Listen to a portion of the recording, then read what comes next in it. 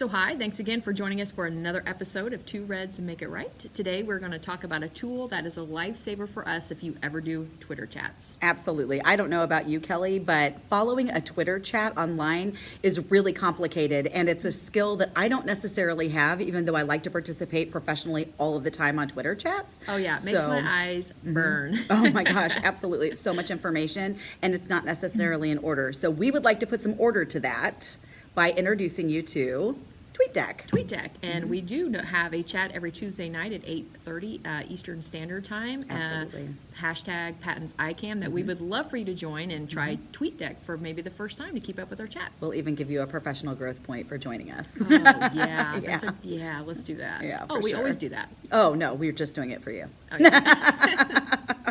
So TweetDeck, here goes. Yep.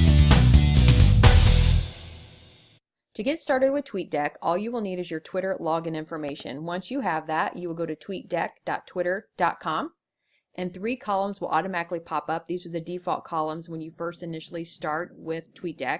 My home column, my notifications, and my activity. Let's go to settings. This is where you will find the accessibility settings that are built into TweetDeck. I currently have the light theme, which is the white background, but for contrast purposes, I can change that to dark. Columns, I can make them more narrow, make them wide, or just remain at the default setting of medium. And I also have different font sizes that I could play around with.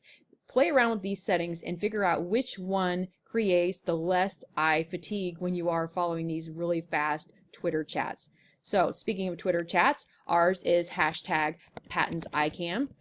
This is one that you will definitely want to follow. All I have to do is type that into my search bar. I hit enter, and you will see a column quickly just develops all the way to the far right. So anytime someone uses the hashtag Patton's ICAM, you have its own column to be able to easily follow that. You also have a way to personalize where you want the columns placed simply by dragging and dropping and placing them where you want them to make it easier for you, and that's following a hashtag. If you want to follow a certain individual, all you have to do is type in their Twitter handle here, and we will follow Patton's Project to create their own column. So anytime Patton's Project tweets, now they have their own column, so it's visually easy to follow them as well. So also, if you want to tweet from the TweetDeck, you just go to tweet. And the other last accessibility setting that I do want to talk about is adding image descriptions to our images or videos. So I'm going to add an image here before I tweet it and select one. And I have Two Reds Make It Right. And here at the bottom it says add description. This is where we want to always add image descriptions before we tweet so that screen readers can have access to read, so everyone can participate in Twitter chats and get the same experience. So I'm just going to write, if I can type here, Two Reds Make It Right, text on bricks.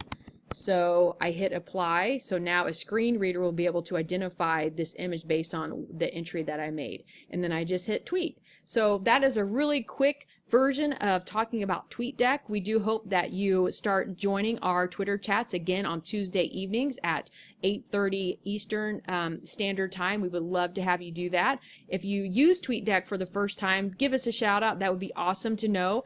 But using TweetDeck and following Twitter chats will absolutely make your life so much easier. So, in a nutshell, that is TweetDeck. A lifesaver for sure. Absolutely. Thank you so much for being here with us this week. And remember, you don't have to be a redhead to make it right. See you next time.